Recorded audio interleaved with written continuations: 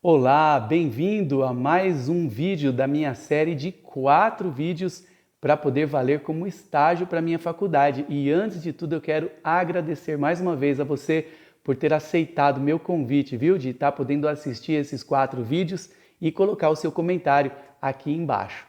Isso está me ajudando muito e com certeza eu creio que você também está aprendendo bastante. Daqui a pouco eu me torno um youtuber, daqui a pouco eu falo para você clicar no sininho e fazer sua inscrição, mas não precisa disso, tá bom? É claro que se eu fosse um youtuber, eu ia fazer vídeos de 10 minutos e ia trazer todas essas coisas interessantes que eu tenho falado em vários vídeos.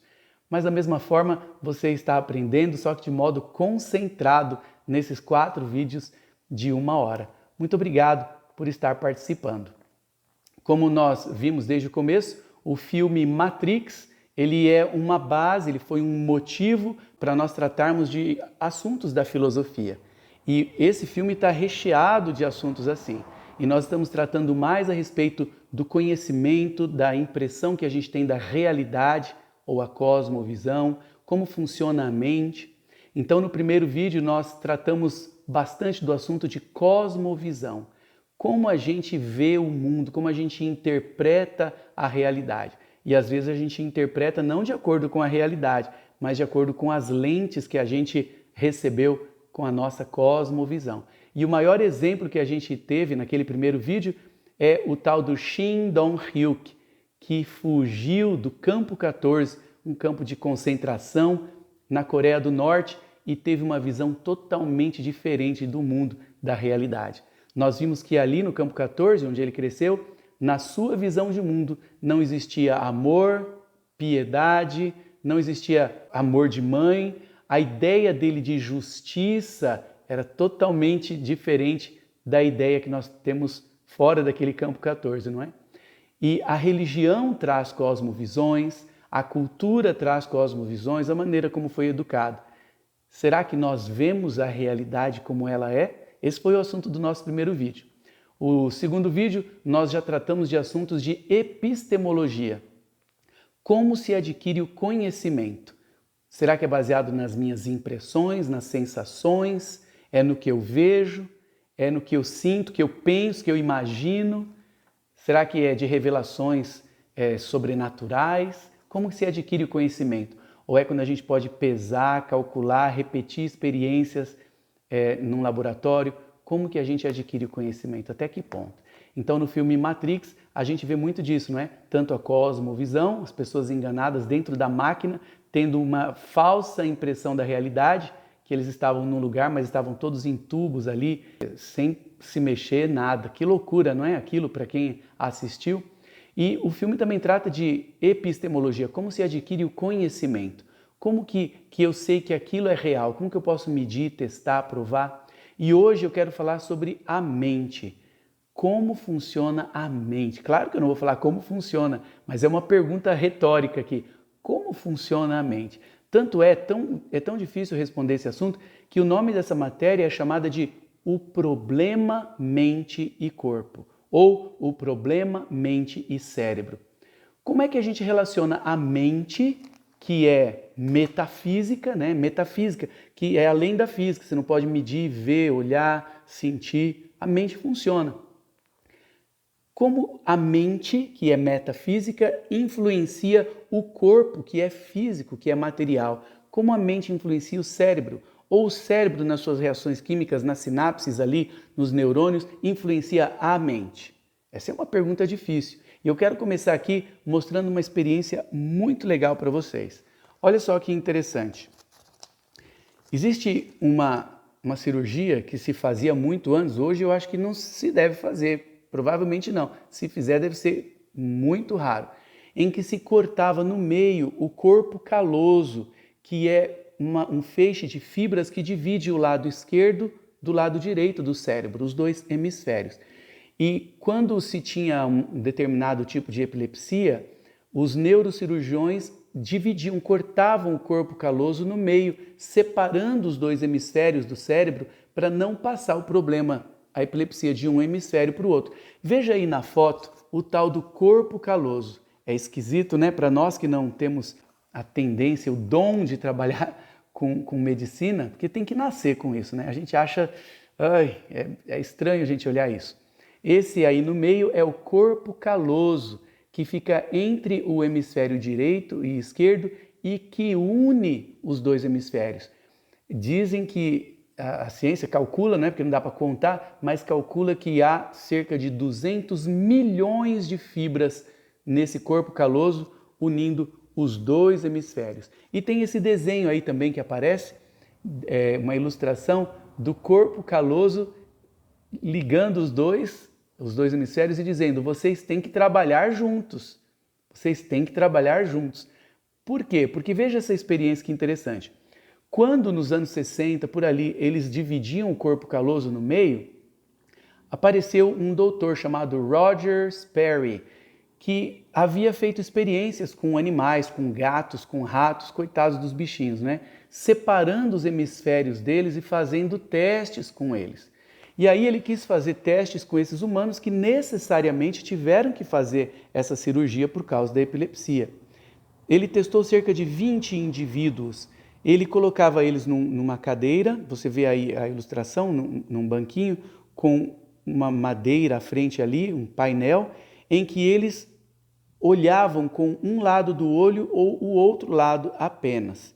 E veja que interessante, com essa madeira que dividia as visões, né, os dois lados dos olhos, às vezes a pessoa via coisa só com um olho ou só com o outro olho.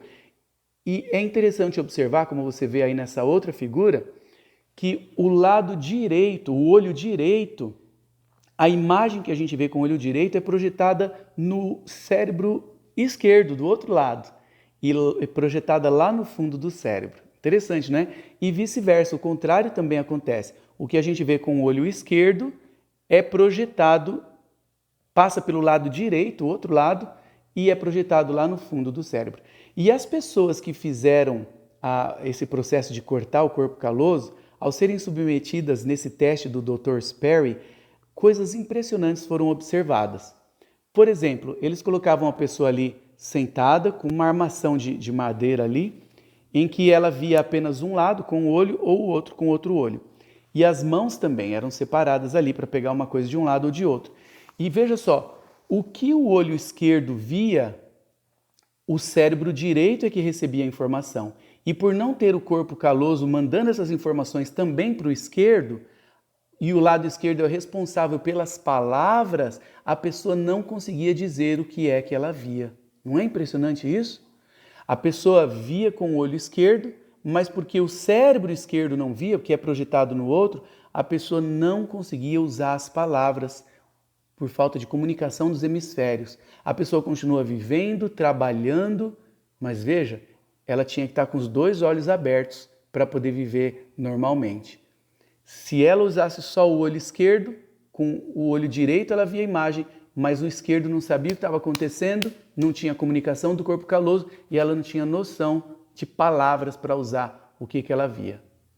O cérebro direito dela entendia que ela estava vendo um negócio, que ela estava pegando, mas não sabia dizer. Gente, não é incrível isso? E vários testes foram feitos. Por exemplo, às vezes a pessoa pegava com a mão direita, e veja, a mesma coisa dos olhos acontece com o corpo. O lado direito é o cérebro esquerdo que interpreta, e vice-versa, o lado esquerdo é o lado direito que recebe. Então, quando a pessoa pegava com a mão direita uma bolinha, ela entendia o formato, né? E a mão direita era controlada pelo cérebro esquerdo, então ela podia dizer, é uma bolinha. Mas se pegassem, por exemplo, uma chave e desse na mão esquerda, que aí é o cérebro direito que vai sentir a chave da mão esquerda, mas aí não passa pelo esquerdo, a pessoa não sabia dizer que era uma chave. E várias coisas assim aconteceram. Por exemplo, às vezes quando a pessoa estava com a mão numa caixa para tentar sentir o que era, com a mão direita, aliás, com a mão esquerda, ela não conseguia a palavra, diz que a mão direita ia junto, tentando sentir o que era para poder dizer o que era. O nosso cérebro, ele tem que ter os dois lados comunicáveis para um poder interpretar e ajudar o outro. O da palavra poder dizer o que o outro está sentindo e vice-versa. Você vê aí nessa outra foto, uma foto mais simplificada, que descobriram, pelo menos no problema mente-cérebro, as partes, as porções do cérebro que são relacionadas há diferentes interpretações do corpo. A visão é lá no fundo, interpretação, inteligência é de outro lado, pensamentos abstratos é na frente. Tem essa outra foto aí também um pouco mais complexa, dando mais detalhes das porções do cérebro responsáveis pelas diferentes partes do corpo. Mas veja só que interessante. Nós precisamos dos dois hemisférios completos para poder pensar e agir e viver? Em 1994, uma pessoa foi admitida num hospital universitário e não foi divulgado o nome até hoje. Eles chamam ele de o sujeito do colarinho branco, porque era uma pessoa que trabalhava de paletó e gravata, né? Um trabalho que exigia bastante pensamento e cálculos e relacionamentos. E essa pessoa chegou no hospital em 1994, é um caso que entrou para os estudos, um estudo de caso, principalmente nos estudos de caso de relação mente-cérebro. E ele chegou reclamando de uma dor na perna. E ao fazerem os exames, perceberam que o cérebro dele tinha um tumor. Não me lembro se era uma hidrocefalia, que estava crescendo líquido no cérebro, mas diz que 90% do cérebro dele já estava danificado. Ou seja, ele era uma pessoa que trabalhava com um trabalho refinado, que exigia muita concentração e contatos com várias pessoas, sendo que ele tinha apenas 10% do cérebro funcionando. Não é impressionante isso? E há estudos de casos também que mostram pessoas que têm que aprender a andar, a parte motora do cérebro após algum acidente perdeu, e a pessoa tem que se reeducar, e uma outra parte do cérebro vai aprendendo isso para a pessoa voltar a ter aquelas funções. Então, esse homem com 10% do cérebro tinha as funções aparentemente normais, sendo que 90% estava prejudicado. Então, pense bem nisso daqui. Vamos voltar para a experiência do split brain. O nome dessa cirurgia em inglês é cérebro dividido, split brain, ou o nome mais científico é comissurotomia. Se você quiser pesquisar, com 2 S's, comissurotomia. É quando corta o corpo caloso, que está lá no meio dos dois cérebros falando assim, vocês têm que trabalhar juntos, um tem que ajudar o outro. Veja só essa experiência que é só hipotética, nunca aconteceu. Mas pensando nessa situação dos dois lados do cérebro funcionarem, tem que ter o feixe ligando eles, mas sem o feixe eles funcionam também, esse corpo caloso. E pensando nesse homem dos 10% do cérebro funcionando. Imagine essa situação que um sujeito, sujeito S, vamos dar o nome de sujeito S, ele tem 2 irmãos gêmeos. E os 2 irmãos estão condenados. Os 2 têm epilepsias graves nos 2 hemisférios do cérebro, cada um deles. Então esse irmão hipotético, esse sujeito S, ele se sacrifica pelos 2 irmãos e doa os seus 2 hemisférios do cérebro para os 2 irmãos. Um recebe o hemisfério direito e um esquerdo do irmão S. O que vai acontecer com esses 2 irmãos gêmeos? Será que eles vão se tornar outros 2 sujeitos S? Será que o sujeito S vai virar outras 2 pessoas? Esses 2 irmãos não teriam mais a identidade própria, mas eles teriam a identidade do irmão que doou? Ou apenas meio cérebro ia se tornar outra pessoa? Não é impressionante pensar assim? Esse é o problema mente-cérebro. Como funciona o cérebro? Aliás, não é só isso, como funciona. É onde está o eu, o que torna a pessoa ciente, consciente, que nos difere dos animais. Os animais também têm cérebro.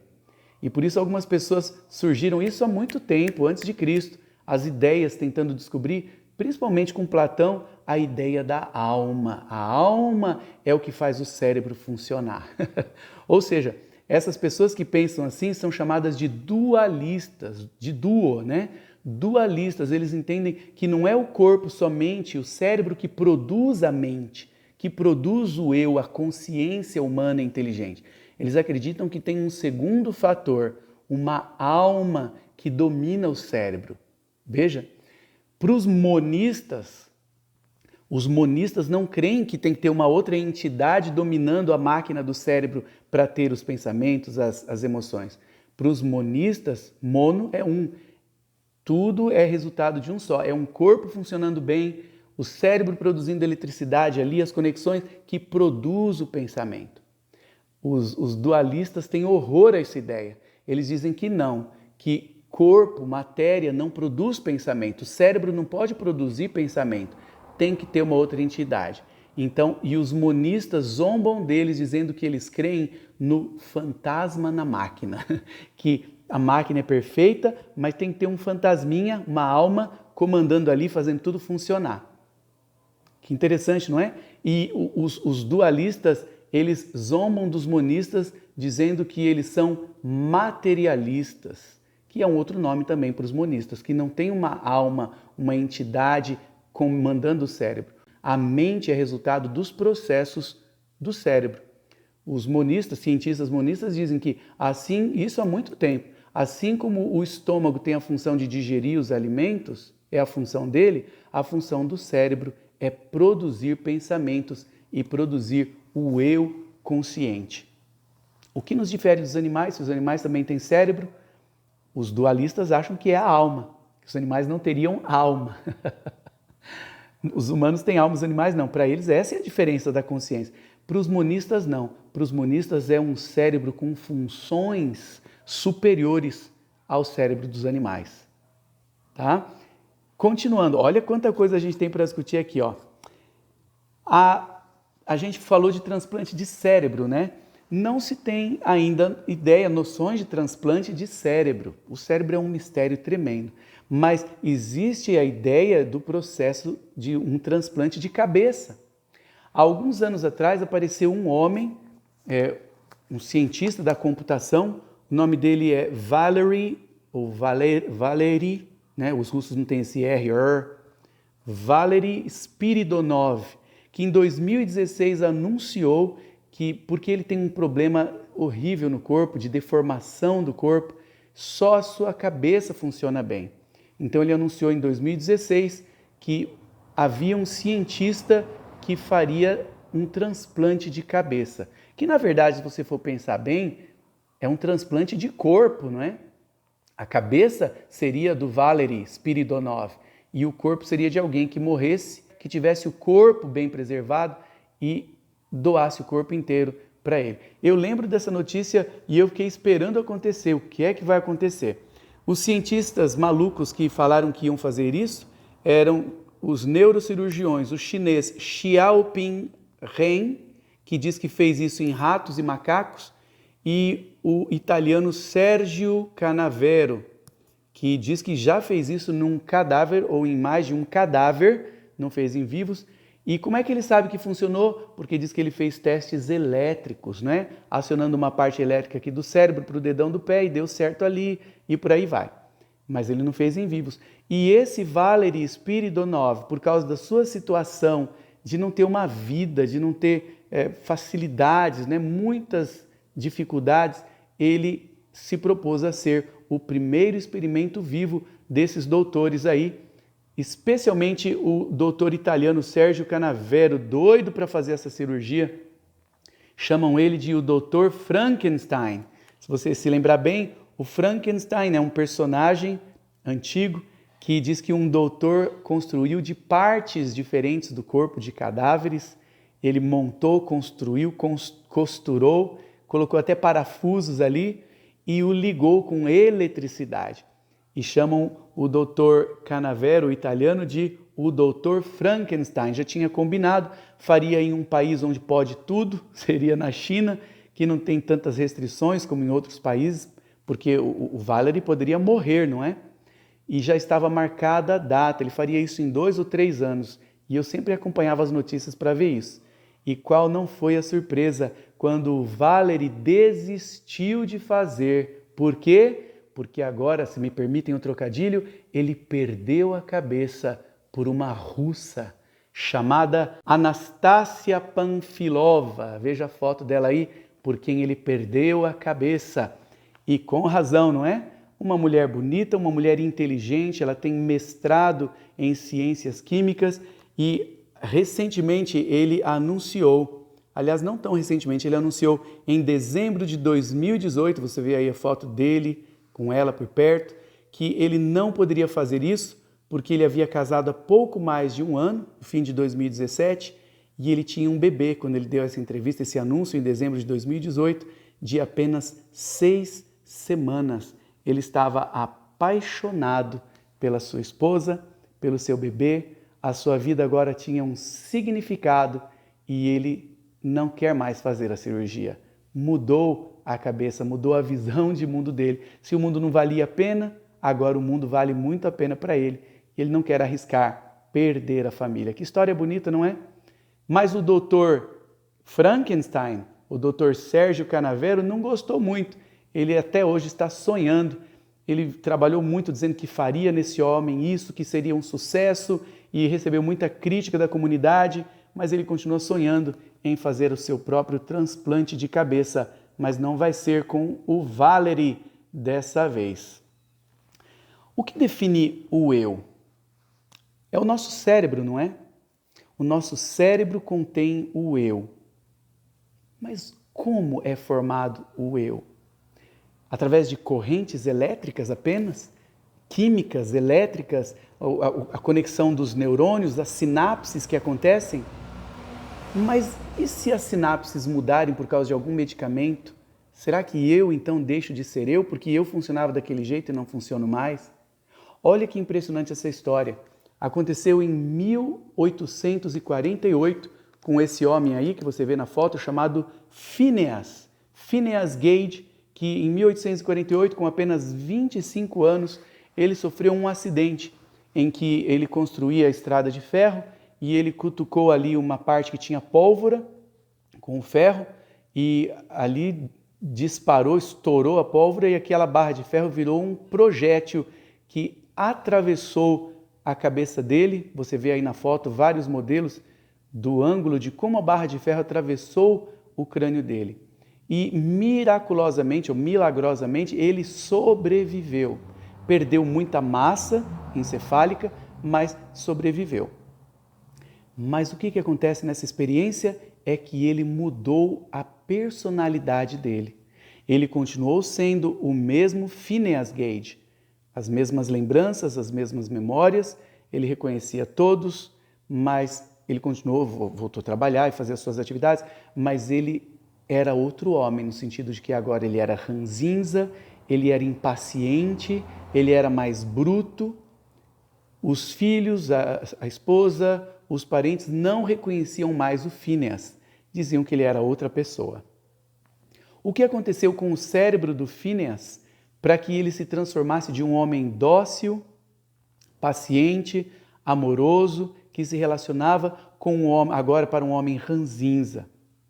Se transformou num homem ranzinza, fechado em si e mau. Alguns acham que não, que foi por causa do acidente, ele ficou chateado, queria ficar isolado, mas a maioria acredita que não, que a parte do cérebro dele afetada mudou a personalidade dele, as conexões, os sinapses que aconteciam passaram a acontecer de outra maneira.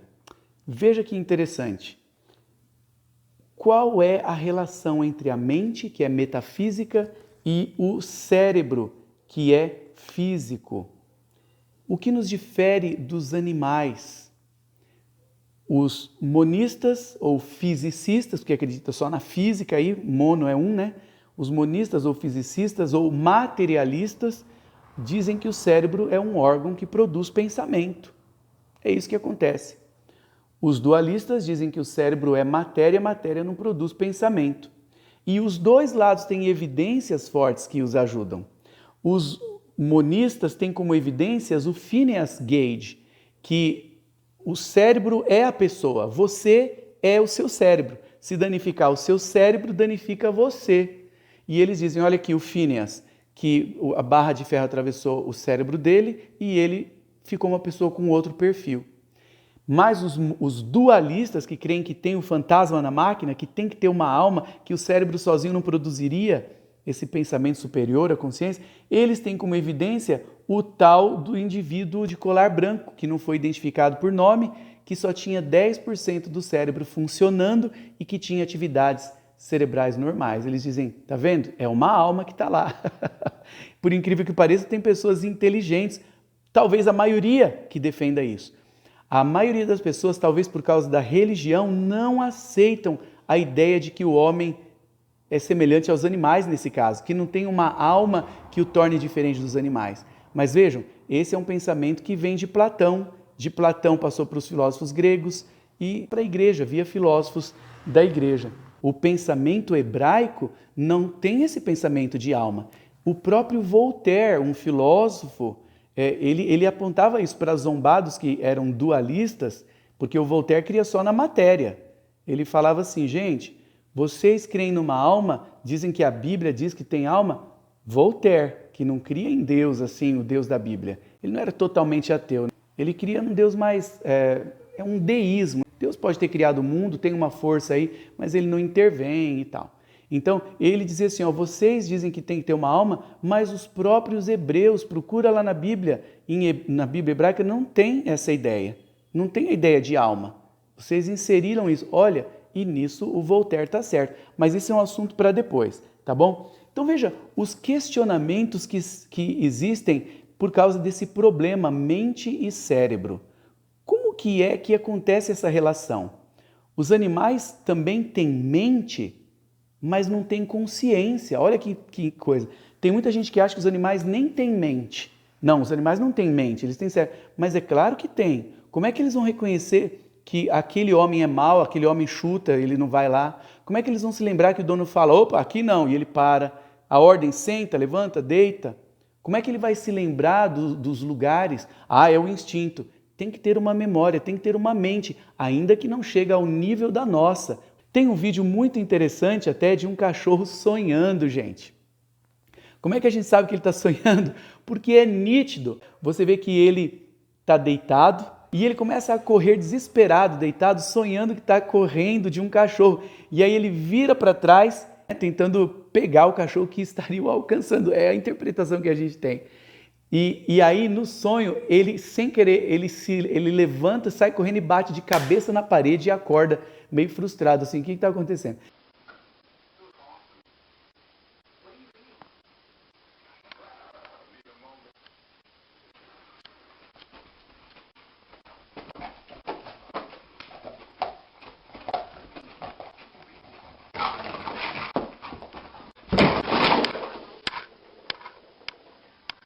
Claro que os animais têm mente, eles não têm consciência. O que é que produz a mente? É o cérebro. Mas o que é que produz a consciência? Uma função cerebral mais elevada, como dizem os monistas, ou uma alma, como dizem os dualistas. Veja só, não é fácil explicar os movimentos do cérebro. Pergunto para você, como é que eu ergo esse braço? Você, claro, porque o meu cérebro dá um sinal elétrico, né? Não é tão simples assim. Vamos fazer o movimento de trás para frente? Olha só, eu movi o meu braço, porque um sinal elétrico mandou o meu tendão fazer isso, né? Os músculos, e aí você vai ver, chega lá para o nervo espinhal, e aí você chega para um sinal que foi mandado por quem? Pela mente? Mas o que é a mente? Viu como não é fácil? Por isso que é o problema, ou a relação mente e corpo. Como que algo que é virtual, a mente é virtual, a mente não é física. Como que a mente que é virtual pode mandar um sinal elétrico para o primeiro neurônio e ir lá para a corda espinhal e chegar para o tendão e para o músculo e para o meu braço? É difícil, não é?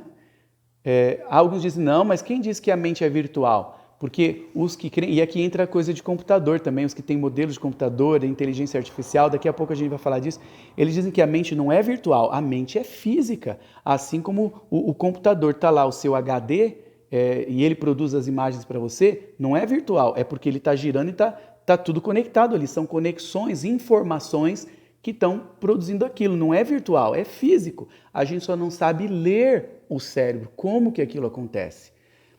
Quando faz um scan do cérebro de alguém, você percebe que um lado é mais ativado que o outro, as conexões elétricas, por causa que a pessoa está pensando, ou está brava, ou está fazendo uma conta matemática, mas não se consegue ver como isso acontece. Consegue ver que há mais sinais elétricos. Mas por que se provoca esse sinal elétrico? Como que se mede isso? Não dá para fazer. Aliás, por falar em sinal elétrico, a mente é tão importante para o nosso corpo, ela tem um papel tão definitivo na nossa vida, a mente não, o cérebro, que 40% da energia que você gasta num dia, das calorias que você consome num dia, 40% é para alimentar a bateria do cérebro.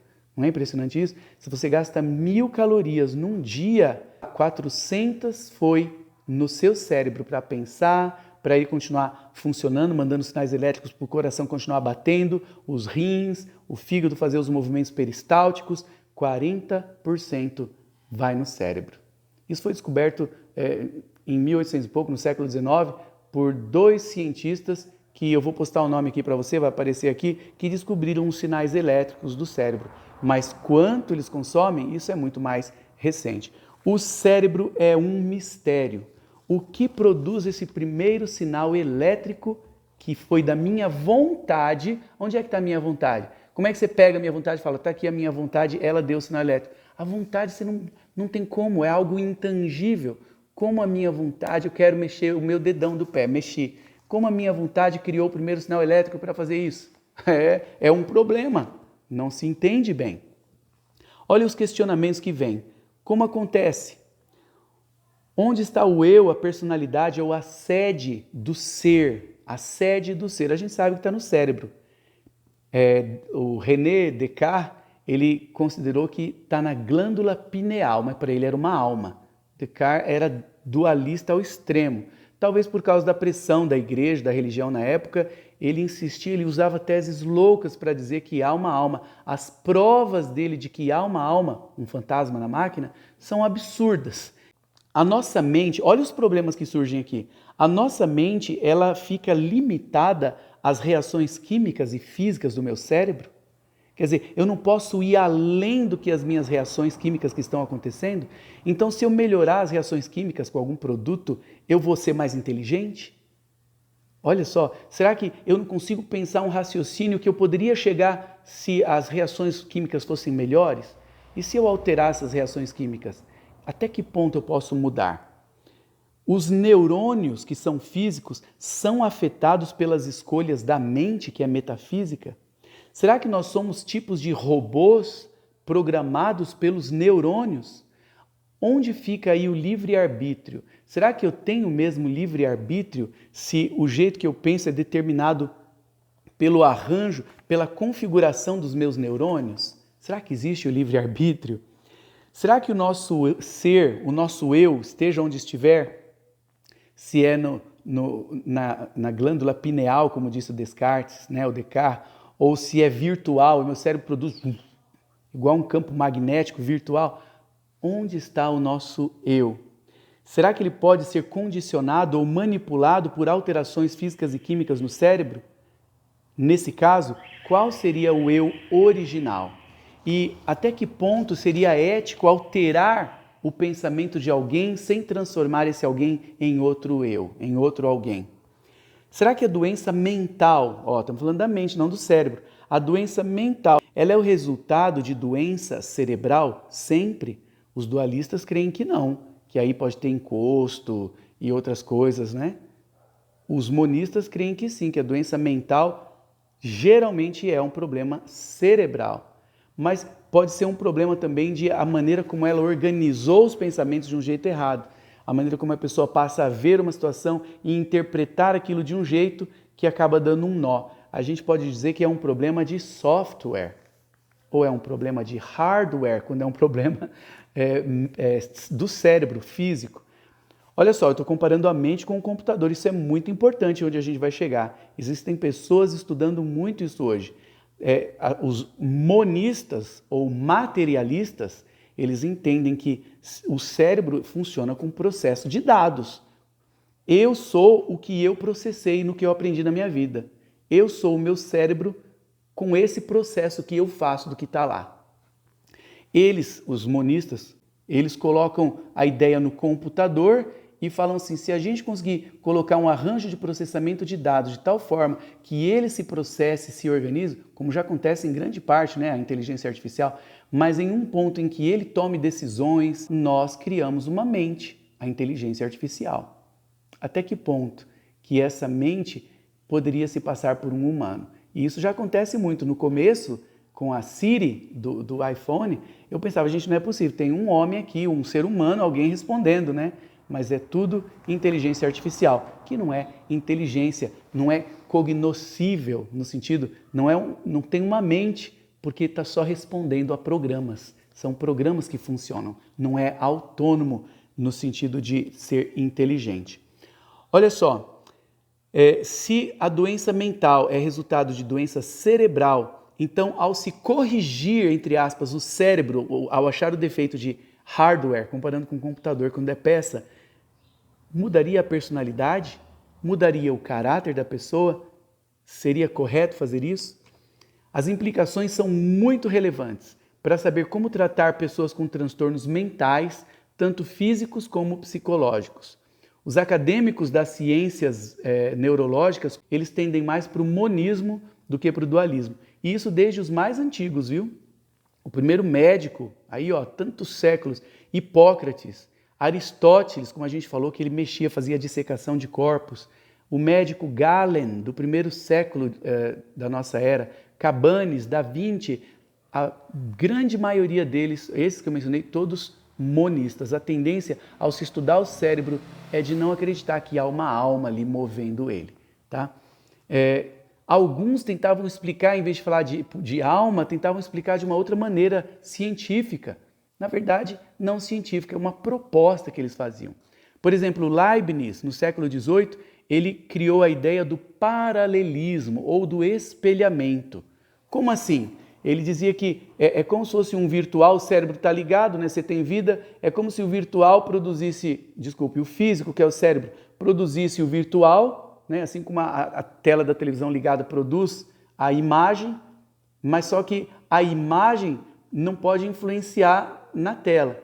Mas veja, hoje as televisões que atendem por voz, isso acontece muito hoje. Às vezes a voz que está sendo produzida pela TV, ela fala desliga, e a voz produzida pela TV entra de volta e desliga ela. Ela ouve a voz do filme como se fosse uma ordem do dono.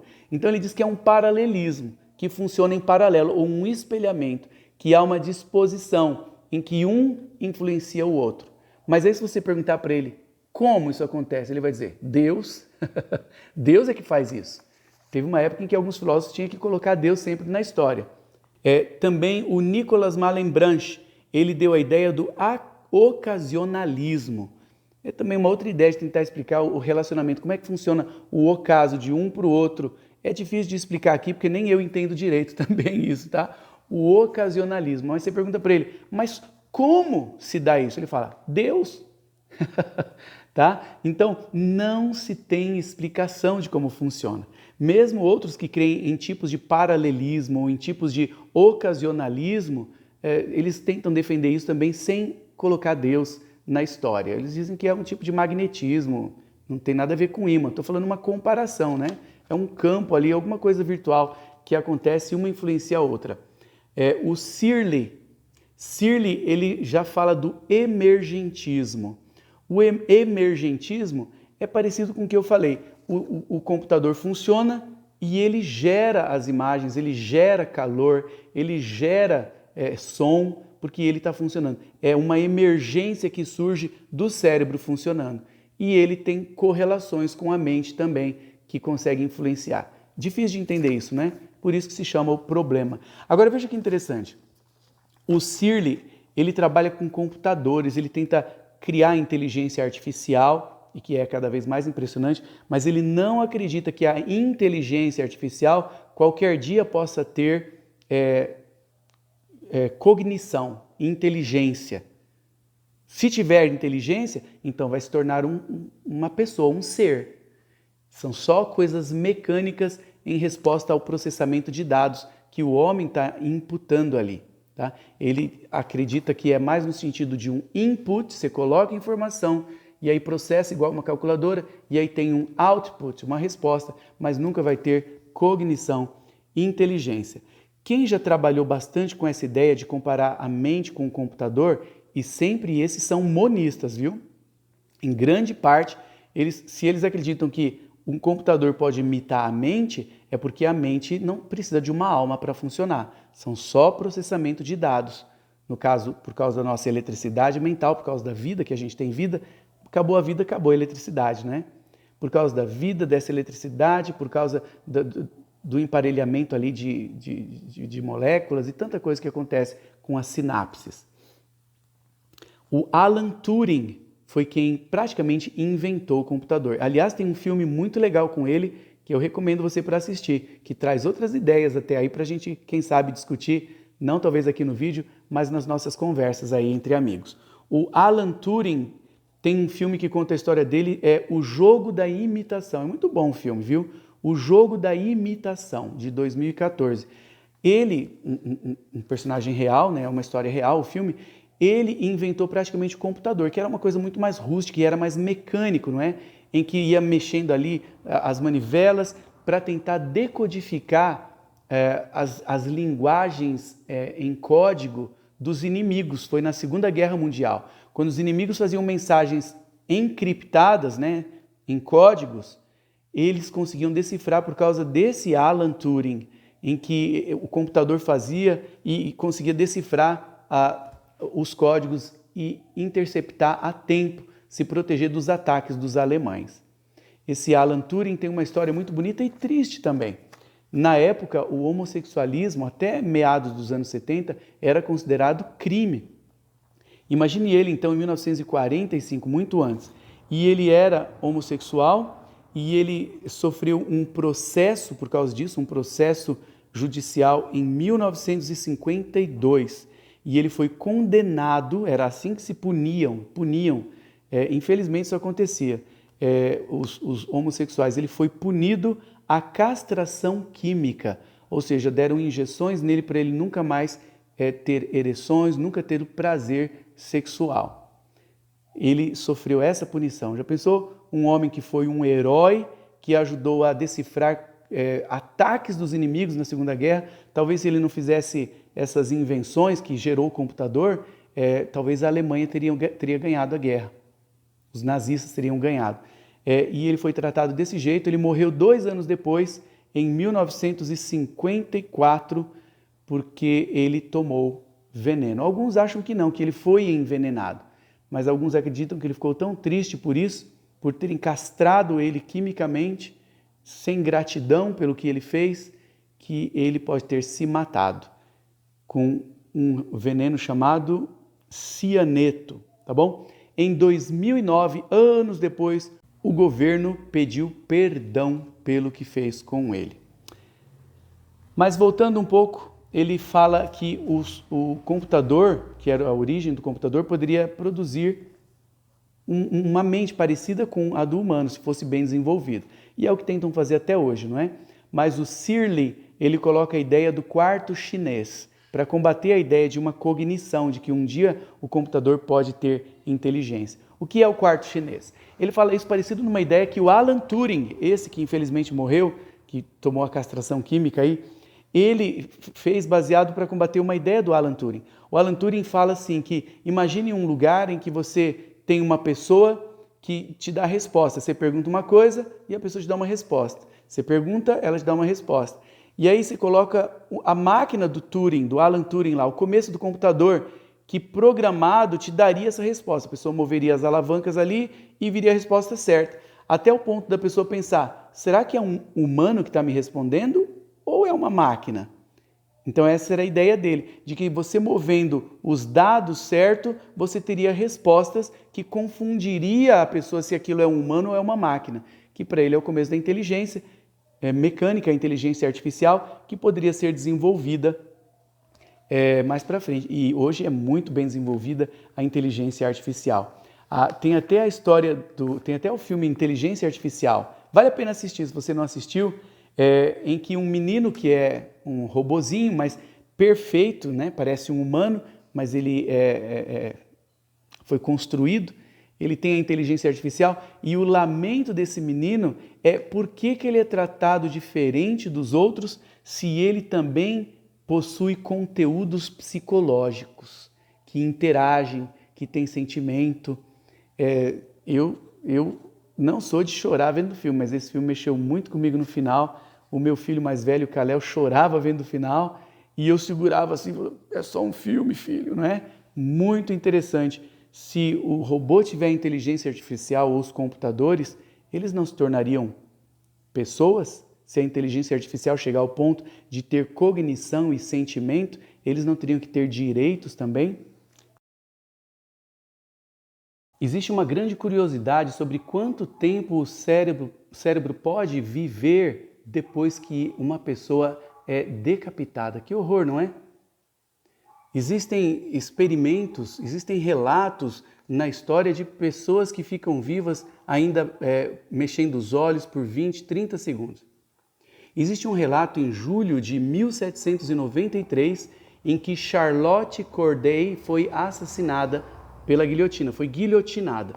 Ela havia assassinado Jean-Paul Marat, que era um jornalista adorado pelas massas, por causa de partidos ali, os jacobinos, os girondinos, era como se fosse a direita e a esquerda da época, muito violenta, e ela matou um jornalista. E a multidão se reuniu porque gostaria de vê-la morrer na guilhotina. E por causa dessa vingança que o povo queria ter, essa raiva contra ela, diz que assim que ela foi guilhotinada, e ela era jovem, tinha 20 e poucos anos, assim que ela foi guilhotinada, um dos executores pegou a cabeça dela, que caiu ali no cesto, e deu um tapa no rosto dela diante da multidão. E os relatos dizem que ela olhou com raiva para a cara do executor. Ela moveu os olhos e fez uma expressão de desgosto, de ódio por ele ter batido nela. Diz que ficou a marca dos dedos no rosto dela. Ela decapitada, sem o corpo, só a cabeça, mas o que ainda estava lá, ela conseguiu viver por 20 ou 30 segundos e levar um tapa e ficar com raiva e demonstrar isso para o que a agredia. Depois disso, as pessoas guilhotinadas eram obrigadas a piscar por até 30 segundos. Existem alguns relatos de pessoas que piscavam ainda depois de guilhotinadas. Foi um horror essa época aí da França, não é? Em 1989, muito mais recente, um soldado, ele relatou que um amigo decapitado por um acidente muito violento na época, diz que o rosto do amigo demonstrou a princípio choque, surpresa por ver o que havia acontecido, e ele diz que o olho do amigo na cabeça ali olhou, movimentou, viu o corpo decapitado e depois olhou para ele, olhou nos olhos dele com consciência e mostrou uma cara de muita tristeza, de uma decepção muito grande. Então, primeiro um choque de ver, será que aconteceu o que eu estou pensando? Será que foi isso mesmo? Ou da dor, e ao entender o que aconteceu e perceber um rosto de muita tristeza, tipo, me dei mal, é isso mesmo que eu vou ter que encarar? Não acredito. Que tristeza, não é? Eu não gostaria de estar no lugar dessas pessoas jamais. E nos anos 40, em 1941 para ser mais preciso, foi liberado um vídeo de cientistas soviéticos que em 1928 fizeram um vídeo em que eles estavam testando a cabeça de cachorros fora do corpo, para ver quanto tempo vive fora do corpo. Que maldade, não é? Eu não vou colocar esse vídeo porque é muito cruel. Mas você vê um vídeo de um cachorro branco, não é? A cabeça dele em cima da mesa e conectado por fios que eles estavam bombeando o sangue para ele, o oxigênio, mecanicamente, para ver se o cérebro continuaria vivo. Ele ficou ali horas ali e eles fizeram muitos testes maldosos no bichinho, porque se você vê no vídeo, eles passam pimenta no lábio dele e ele reage à pimenta assim, com a cabeça fora do corpo, mas ainda sentindo as sensações. E aí cutucam o lábio dele, fazem barulho, batem palma assim perto da cabeça decepada e ele faz assim, se incomoda com a palma e cutucam o olho dele com uma pinça e ele pisca o olho incomodado. É muita crueldade, não é? Decepar a cabeça de um cachorro para fazer os testes. Mas você vê que ele continuou, entre aspas, vivo ou eram efeitos elétricos apenas de reação? Mas são testes que fizeram. Esse vídeo eu não tive coragem de colocar aí para vocês verem, mas o Vladimir Demikov, nos anos 50, ele fez testes com cachorros também, implantando parte de um cachorro, não só a cabeça, mas os bracinhos junto de um cachorro pequeno num outro cachorro maior. E saiu por aí mostrando ele. Você vê que ele dá água para um cachorrinho só de um lado, às vezes dá água para o outro, para os dois. E você vê também aí na rua um que ele fez um implante Aí está colorida a foto, né? E só a cabeça, usando o mesmo coração, mas alimentando as duas cabeças. É muita maldade, não é? Para mostrar que é possível viver sem o corpo, só com o cérebro sendo alimentado, mas isso é uma experiência horrível para fazer com os seres humanos, não é? Quem faria um transplante de cabeça seria lá o Valery Spiridonov, mas por outro motivo, porque ele não queria viver num corpo daquele, até que ele encontrou o amor. Eu quero mostrar aqui algumas ideias absurdas do Descartes, para mostrar como é que ele dizia que não, que a gente tem que ter uma alma. Ele recebeu cartas da princesa Elizabeth da Boêmia, perguntando para eles, comunicando. Uma das cartas, em maio de 1643, ela pergunta para ele como que a alma, você vê a ideia da alma, como que a alma, que é a mente, sendo imaterial, poderia entrar em contato com algo material, o corpo, e dotá-lo de mudança, movimento, ou seja, determinar suas ações. Como uma causa imaterial pode ter efeitos materiais. E aí no livro As Paixões da Alma, de 1649, ele propõe, como eu falei, a glândula pineal no cérebro, lá no meio, essa glândula como a sede da alma, que ali a alma conseguiria interagir. A alma seria a gente, né? Para ele, o eu não é o seu cérebro funcionando, o eu é uma alma que interage com o cérebro através da glândula pineal, que conseguiria fazer essa ponte. Que loucura, não é? Veja essa ideia de Descartes.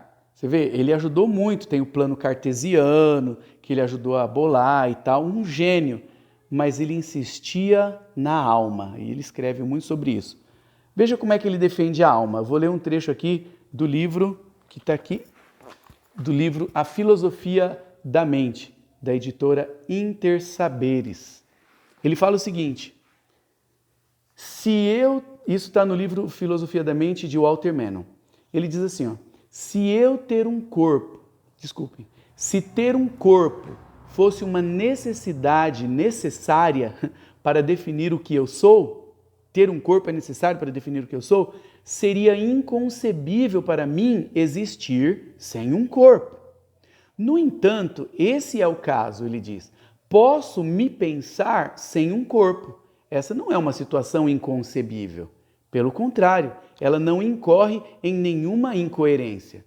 Eu posso me pensar sem um corpo? Posso, eu consigo imaginar eu sem um corpo, não é inconcebível. Olha só onde vai a lógica dele, parece a dos sofistas que a gente viu no vídeo passado. São falácias, não é? Aí ele fala assim, ó, se deixarmos de pensar, então deixamos de existir necessariamente. Mas se deixamos de ter um corpo, continuar a existir é uma possibilidade, pois tudo que é concebível é possível. Pronto, então existe uma alma. É dele a frase, não é? Penso, logo existo. Mas também a gente tem pensadores hoje que dizem o contrário. Existo, logo penso. Eu penso porque eu existo, porque eu tenho um cérebro. Agora veja, a ideia que ele trouxe aqui para defender a alma é sem fundamento, né? Pensa bem. Se eu consigo me conceber, me imaginar sem um corpo, só o cérebro, e aí vem a ideia que a gente viu no vídeo passado também, do cérebro na cuba, que tem até filmes que mostram essa ideia. A pessoa pensa que existe, mas ela é um cérebro imaginando. E ele fala, se eu posso imaginar que eu existo sem um corpo, é concebível. Mas um corpo, pensar, como que é que ele fala? Se deixamos de ter um corpo, continuar a existir é uma possibilidade. Se deixamos de pensar, então deixamos de existir. Então, eu posso imaginar um corpo sem o cérebro? Não. Mas eu posso imaginar um cérebro sem o corpo? Sim. Então, a alma existe, a mente existe, é uma entidade eterna. Uma falácia cartesiana. Tá bom? E ele falou muitas outras coisas também. Nós vamos ver no último vídeo, no vídeo que vem, que Platão criou um mundo dualista. E depois dele veio Santo Agostinho, bebeu nas ideias de Platão e cristianizou as ideias de Platão, adaptando as coisas. Nós vamos ver isso daqui a pouquinho, que no próximo vídeo a gente vai tratar só da questão da alma para os hebreus, se existia mesmo no cristianismo, como seria. Olha só, existem vários documentos nos sites, aí tem o Google Scholar, ou Google Acadêmico que você encontre artigos acadêmicos. E tem vários artigos mostrando que as ideias do Platão não foram dele originais, que Platão ele viajou bebendo em várias fontes, inclusive no Egito. Tá? Algumas religiões que existiram na Grécia foram também baseadas no Egito. Veja, Pitágoras, outro crânio, gênio, né? Que tem aí o teorema de Pitágoras até hoje, que a gente usa na escola, que a gente aprende, né? Pitágoras foi um gênio da matemática e de outras áreas, mas ele era ultra mega religioso. Pitágoras, ele criou a religião em que ele adorava os números, em que ele adorava a matemática. E Pitágoras viveu no Egito, se não me engano, 22 anos, 12 ou 22 anos, e ele era apaixonado pelas ideias do Egito. Então, Pitágoras, as ideias da religião órfica também. Então, veja, tinha a religião pitagórica, baseada nos números, que extraiu coisas do Egito. A religião de Orfeus também, foi lá o orfismo, bebeu no Egito também. Eles adoravam o deus Dionísio, mas o deus Dionísio tem origem no Osíris do Egito. Então, as ideias da alma imortal não são necessariamente platônicas. Ele mexeu bastante, né? Ele afinou algumas ideias, mas elas já vêm do Egito. Elas vieram para a Grécia. Veja só, e Platão aí com essas ideias todas dele, ele traz algumas ideias também para tentar provar a alma imortal. Ele diz o seguinte, no livro de Platão, no livro Fédon, ele dá 3 provas, igual o Descartes lá na frente, depois inventando ideias falaciosas. 3 provas da imortalidade da alma. Ele diz, ela é intangível. Você não consegue tocar, falar, pegar a mente, medir, e ele coloca mente com alma junto, né? Então, para ele, a alma é eterna. Isso é uma das provas de que a alma é eterna. Outra é a teoria dos contrários, como ele diz. Se a alma é o que dá vida ao corpo, né, o psique, que é a alma em grego, é o que dá vida ao corpo, é o que mantém vivo, então ela não pode morrer, ela é eterna. Outro que ele fala também no livro Fedro, ele fala que o psique é o princípio do movimento, então nunca pode parar. Se o que move uma coisa, você está movendo uma coisa, você está ajudando uma coisa a mover, você pode parar, mas se algo se move a si mesmo, então não pode parar nunca. É a alma e são as provas da alma para ele, tá bom? E veja como que o mundo das ideias para Platão, o mundo suprassensível, além do sensível, entrou no cristianismo. Nós vamos ver isso no próximo e último vídeo. Ele considerava, a religião grega considerava, né, em várias áreas aí, que no juízo, a alma ia se encontrar com 3 filhos de Zeus, no juízo final. Se a alma fosse boa, tivesse sido boa em vida, ela iria para as ilhas onde estariam os bem-aventurados, as ilhas gregas ali, isoladas, que eles imaginavam ilhas lá no Monte Olimpo dos bem-aventurados, iguais às ilhas gregas. Não parece com o céu? Olha só. O Tártaro era para as almas más, que não se portaram bem. O fogo, e como elas são imortais, eterno.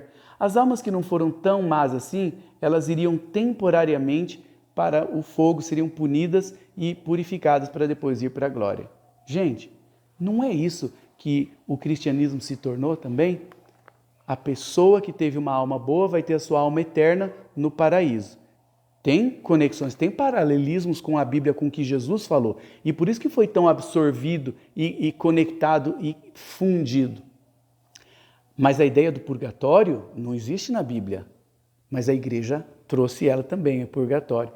E a ideia do inferno, um tormento eterno, não está na Bíblia. Parece que está, como nós vamos ver também. Tem ideias que estão lá que parece, mas que não é. Ao se fazer a exegese, a hermenêutica do texto, do pensamento dos judeus, dos hebreus. Então, a igreja cristã, através de Santo Agostinho, bebeu nas fontes de Platão e adaptou o que era para Zeus, o que era para as almas, adaptou para o cristianismo. Isso é impressionante, não é mesmo? Para eu terminar aqui, eu quero mostrar aqui mais algumas coisas sobre como que a ideia da alma imortal, da religião, não da religião, da filosofia grega, que em alguns aspectos se tornou religiosa também, veio do Egito. Do Egito via gregos, de gregos via Santo Agostinho veio para o cristianismo e até hoje. Platão afirma no livro Fedro que o deus egípcio Tote inventou os números e a aritmética e, mais importante ainda, as letras. Então, para ele, foi o deus egípcio. Platão falou isso. E toda a sua ideia que ele tornou bonitinha foi depois toda contaminada para o cristianismo. Pitágoras, mais ou menos do ano 570, ele morreu no Egito. Desculpa, ele morou no Egito, eu não lembrava se era 12 ou 22, mas está anotado aqui, 22 anos. Isócrates, um outro filósofo, diz que Pitágoras foi o primeiro a trazer aos gregos a filosofia. Isso foi dito por Isócrates no livro Búziris. O que eu quis mostrar para vocês com esse vídeo de hoje? Que a mente é difícil de entender. É um problema entender a relação mente-corpo ou mente-cérebro. Que muita coisa que se crê hoje e que até no cristianismo se ensina não é baseado na Bíblia. É baseado em ideias de Platão, que passou para Santo Agostinho e para todo o cristianismo. E de Platão, ele baseou em ideias do Egito, no deus Osíris e no deus Tote e em outras coisas que aconteciam lá. Pitágoras, que teve a sua própria religião pitagórica, né, os pitagóricos, você vê, um homem cientista, mas foi influenciado por ter morado 22 anos no Egito. Será que a minha mente, para funcionar, precisa ter uma alma, essa ideia que veio de Platão e que veio do Egito, de imortalidade? Será que a minha mente não pode ser o resultado dos processos químicos cerebrais, porque eu tenho uma mente com processos superiores aos dos animais? É para a gente pensar, não é? O que faz a minha mente funcionar e como que a minha mente funcionando interpreta a realidade.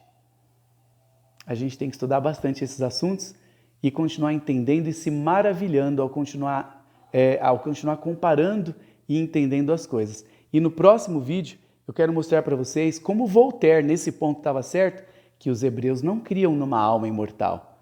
Os hebreus, eles eram, eu posso dizer assim, quase monistas, mecanicistas. Eu digo quase mecanicistas porque os mecanicistas geralmente são ateus, ou mecanicistas ou materialistas. Mas nós temos uma mente que funciona porque ela foi dotada com juízo, com raciocínio, para funcionar de modo superior aos animais. Espero que você tenha gostado desse vídeo. Espero que você possa dar o seu comentário aqui, falar o que você acha e que você não perca os próximos capítulos, que na verdade é só mais um. Gostaria que você postasse aqui o seu comentário, o que você acha disso? Não só hoje, mas também no segundo dia, né? Você pula amanhã mais um dia e depois no quinto dia. Gostaria de ter o seu comentário. O que é que você acha? Como que isso influencia a nossa vida? O que é que isso muda na sua vida? Tá bom? A gente se vê no próximo vídeo. Um grande abraço e até mais.